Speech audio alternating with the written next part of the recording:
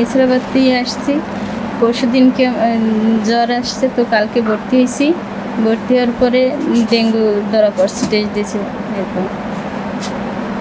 এখন আমি সুস্থ, ভালো আছি। ঝালকাঠি ডেঙ্গু পরিস্থিতি গত এই সিজনে আমরা যেটাকে জানুয়ারি থেকে যে এপিডেমিওলজিক্যাল উইক ধরি, জানুয়ারি থেকে এই পর্যন্ত আমাদের 18 আর 2 জন 20 জন রোগী ভর্তি হয়েছে। এর মধ্যে আপনার এ মাসে জুন মাসে আমাদের 13 জন রোগী ভর্তি হয়েছে। তাহলে আমাদের মৌসুমে বিশেষ করে এই বর্ষার মৌসুমে রোগী বৃদ্ধি পায়। গত বছরও বৃদ্ধি পেয়েছিল। এবছর গত বছরের মতোই খুব বেশি যে ডিফারেন্স আছে সেরকম না। আমাদের এখান থেকে কোনো রুগী আমি আমার মেডিসিন ওয়ার্ড থেকে এখন পর্যন্ত উন্নত চিকিৎসার জন্য বরিশালে পাঠাইনি। আর কোনো রুগী মৃত্যুবরণ করেনি, গত সিজনেও মৃত্যুবরণ করে নাই। তবে যেহেতু আমাদের বরিশাল বিভাগে এবার ঢাকা পরবর্তী বিভাগগুলোর মধ্যে সবচেয়ে বেশি আক্রমণের হার, সংক্রমণের হার, এই জন্য আমি সকলকে সতর্ক থাকতে বলবো। বিশেষ করে বাড়ির পারিপার্শ্বিক যেখানে পানি জমে থাকে সেসব জায়গাগুলো যাতে পরিষ্কার রাখে, যাতে পানি জমতে না পারে, সেজন্য আমি সকলকে অনুরোধ করব।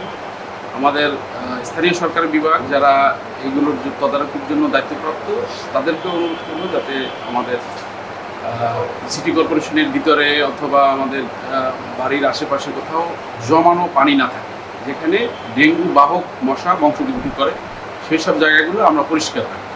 একনল অ্যাডভান্সড হাইজিন সোপ, এবার জীবাণু ধুলাবালি ঘাম ক্লিন বোল্ড।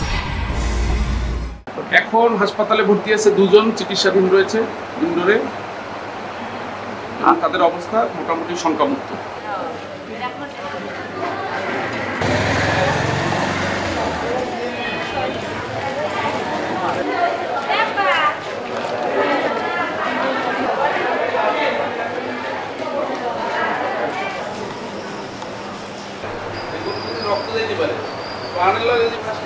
পানের জন্য যে লাল হয় তো মাথা খারাপ হবে, পান খাওয়া থাকবেন আরেকদিন না যাবেন বাড়ি থাকেন। হ্যাঁ, জিলা না যায়